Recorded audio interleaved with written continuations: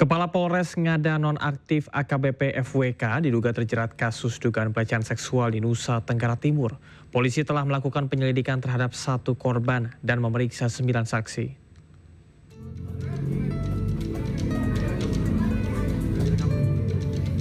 AKBP FWK, Kapolres Ngada Nonaktif belum lama ini ditangkap Propam Mabes Polri karena diduga terjerat kasus pelecehan seksual di salah satu hotel di Kota Kupang, Nusa Tenggara Timur. Peristiwa terjadi pada bulan Juni 2024. Saat itu, pelaku diketahui memesan kamar hotel. Pelaku pun ditangkap pada 19 Februari 2025 oleh Divisi Propam Mabes Polri. Selain memeriksa pelaku, polisi juga meminta keterangan korban berinisial I dan 9 orang saksi. Sementara masih dilakukan penyelidikan dan penyidikan oleh BPOM dan juga masih ditangani masalah kode etiknya. Oke. Nah, kalau korban yang itu katanya 6 tahun ya sudah. Kemarin satu hasil penyidikan khusus, satu inisial I, nanti masih diperdalam lagi nanti oleh para teman-teman penyidik. Korban AKBP FWK diduga berjumlah lebih dari 1 orang. Namun pihak kepolisian masih belum memberikan keterangan terkait korban lainnya. Dari Kupang, Nusa Tenggara Timur, Erman Suni, iNews melaporkan.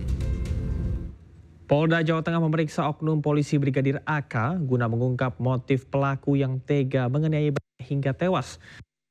Juga mendapat intimidasi. Korban meminta bantuan LPSK untuk melindungi ibu korban.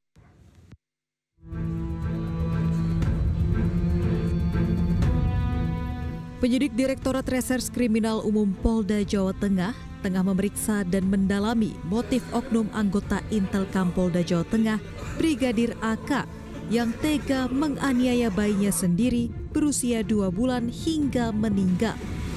Kini oknum polisi tersebut ditempatkan di ruang khusus selama 30 hari ke depan untuk proses pemeriksaan Bitpropam. Selain proses pidana, Brigadir AK juga akan menjalani pemeriksaan kode etik. Sementara itu, polisi sudah meminta keterangan dari 3 orang saksi, yaitu pelapor atau ibu korban, pihak rumah sakit, serta terlapor.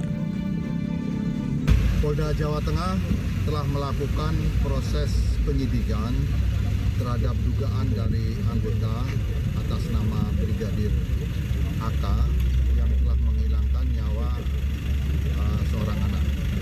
Dan kemarin proses penyidikan sudah dimulai dan yang bersangkutan juga dilakukan proses kode etiknya. Dan dari kemarin juga yang bersangkutan sudah dilakukan penahanan di penempatan khusus selama 30 hari ke depan. Sebelumnya Minggu 2 Maret 2025, korban NA dititipkan oleh pelapor DJ kepada terlapor AK di mobil saat ingin berbelanja ke Pasar Peterongan, Semarang, Jawa Tengah.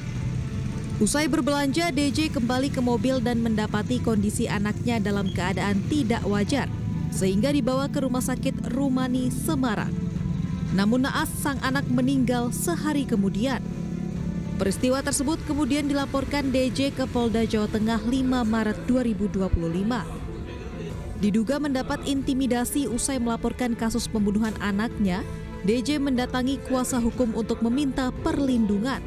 Pasalnya korban tewas merupakan anak hasil hubungan gelap DJ dengan oknum anggota Intelkam Polda Jawa Tengah. Mungkin untuk mengenai intervensi maupun intimidasi, kami sampaikan di sini ada. Namun dilakukan oleh siapa kami tidak tahu, kami tidak mau berspekulasi dan kami tidak mau menyampaikan hal-hal yang memang belum kami tahu secara pasti. Oleh itulah kami menggandeng LPSK terkait dengan keselamatan dari dan keamanan dari klien kami. Untuk melindungi korban serta keluarganya, kuasa hukum meminta bantuan LPSK agar korban tidak mendapat intimidasi dari pihak yang dilaporkan. Dari Semarang, Jawa Tengah, Kristadi, iNews melaporkan. Oknum polisi dilaporkan kekasihnya diduga membunuh anak kandung hubungan di luar nikah. Lantas bagaimanakah tanggapan dari Kompolnas? Saat ini kami sudah terhubung dengan anggota Kompolnas Ida Utari. Selamat malam Bu Ida. Selamat malam Mas Samar. Bu Ida, tadi kita sempat melihat informasi bahwasannya ini sudah dilaporkan begitu oleh DJ. Apa tanggapan Anda terkait dengan hal ini dan bagaimana pengawasannya?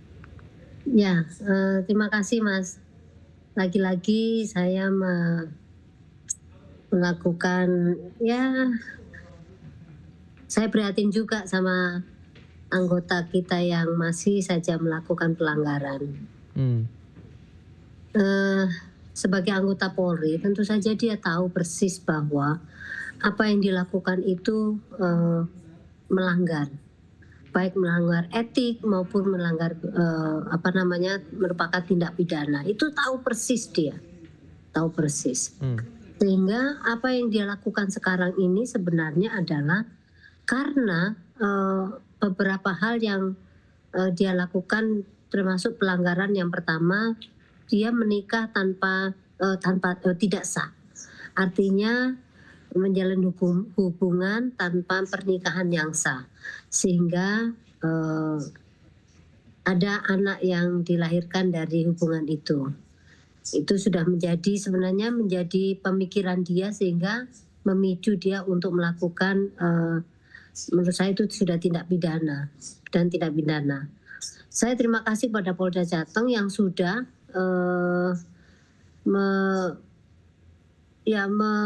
menangkap yang bersangkutan berdasarkan laporan oleh istri dalam tanda petik, karena dia tidak menikah secara sah, kepada Polda Jateng, dan sudah dilakukan penangkapan atau dipatsuskan yang bersangkutan sambil menunggu KKEP-nya, kode etik yang akan dilakukan, dan kami sudah monitor kepada Pak Irwasda bahwa kami akan mengawal kasus ini, sehingga kami mohon diinfokan kapan pelaksanaan KKEP-nya. Baik Bu Ida, artinya imbauan dari Kompolnas bahwasannya nantinya akan dilakukan penahanan kemudian juga pencopotan jabatan? Yang bersangkutan seorang bintara, tentu dia tidak mempunyai jabatan perwira, jadi yang bersangkutan adalah bintara. Sekarang yang bersangkutan sudah dipatsuskan di tempat khusus, sudah tidak lagi bekerja tetapi dipatsuskan, dan prosesnya sudah berjalan oleh Bitpropam. Sebentar lagi akan ada kode etik KKEP-nya, dan proses penyidikan tindak pidananya berjalan. Artinya dua-duanya sudah dilakukan, berjalan. Kalau memang terbukti bahwa yang bersangkutan secara sah dan berdasarkan alat bukti yang ada, bahwa yang bersangkutan memang menghilangkan nyawa seseorang atau bayi tadi, maka dia dikenakan dengan pasal perlindungan anak, yaitu di Undang-Undang Perlindungan Anak, Undang-Undang 23 tahun 2002, dan kemungkinannya juga dijuntukan dengan KUHP-nya. Baik, Bu Ida, apakah nantinya akan diterapkan pasal berlapis, mengingat ini dilakukan kekerasan terhadap anak di bawah umur, dan juga apakah jika nantinya terbukti pembunuhan berencana, ini bisa menjadi pasal berlapis untuk yang bersangkutan? Ya, sebagai anggota Polri kan sebenarnya ada ketentuannya bahwa seorang penegak hukum itu kalau melakukan tindak pidana kan ditambah itu sepertiga dari hukumannya. Tapi begini, ancaman hukumannya yang jelas adalah yang bersangkutan itu akan dikenakan Undang-Undang Perlindungan Anak, itu satu. Kalau memang penyidik meyakini, kan ini lagi proses penyidikan, meyakini bahwa dia akan nanti dilapiskan dengan KUHP di 338, kemungkinannya sangat terbuka, tergantung dari bagaimana penyidik membuka atau mencari alat bukti yang mendukung untuk dari di KUHP tersebut, unsur-unsur di KUHP-nya. Baik, Bu Ida, terima kasih banyak atas informasinya, dan kita harapkan bahwasanya kasus ini bisa segera diselesaikan karena mengingat kepercayaan terhadap masyarakat pada institusi Polri. Terima kasih, selamat malam. Ya, baik, selamat malam. Kepolisian Resor Gresik menggelar olah TKP terkait ditemukannya kerangka di dalam mobil polisi yang terparkir di asrama Polsek Ujung Pangkah Senin siang.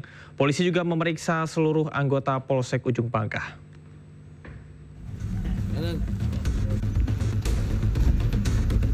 Tim gabungan dari Satuan Reserse Kriminal dan Inafis Polres Gresik melakukan olah TKP dan memasang garis polisi guna mengamankan lokasi tempat penemuan ditemukannya jasad yang tinggal rangka di dalam mobil yang terparkir di asrama Polsek Ujung Pangkah. Langkah ini dilakukan untuk mencegah gangguan terhadap proses penyelidikan, serta memastikan seluruh bukti yang ada dapat dikumpulkan secara maksimal. Tim forensik juga melakukan identifikasi awal terhadap jasad korban, mengambil sampel untuk keperluan uji laboratorium, guna mengetahui penyebab dan perkiraan waktu kematian. Propam Polres Gresik telah melakukan pemeriksaan terhadap seluruh anggota Polsek Ujung Pangkah untuk memastikan ada atau tidaknya keterlibatan pihak internal dalam kasus ini. Selain itu, pihak kepolisian juga telah meminta keterangan dari sejumlah saksi di sekitar lokasi, juga mencari rekaman CCTV di sekitar area Polsek Ujung Pangkah guna mendapatkan petunjuk lebih lanjut. Sudah memasang garis polisi lain sehingga untuk mensterilkan TKP, kami juga sudah berkoordinasi dengan tim medis dan forensik lapor dari Polda. Tadi pagi sudah melakukan olah TKP, mengambil sampel DNA untuk mengetahui identitas korban, dan kami juga sudah menurunkan tim Propam untuk melakukan pemeriksaan terhadap anggota-anggota yang ada di sekitaran Aspol serta saksi-saksi. Jadi yang kami lakukan semuanya untuk mengungkap penemuan mayat yang ada. Komitmen kami agar kasus ini cepat. Sebelumnya, warga desa Banyu Urip digemparkan oleh penemuan kerangka manusia di dalam mobil yang terparkir di asrama Polsek Ujung Pangkah. Mobil tersebut merupakan milik mantan Kanit Reskrim Polsek Ujung Pangkah, Aibda Yudi Setiawan, yang kini bertugas di Polsek Panceng. Rumah di asrama polisi itu ditempati yang bersangkutan sewaktu menjabat sekitar 2 tahun. Dari Gresik, Agus Ismanto, iNews melaporkan.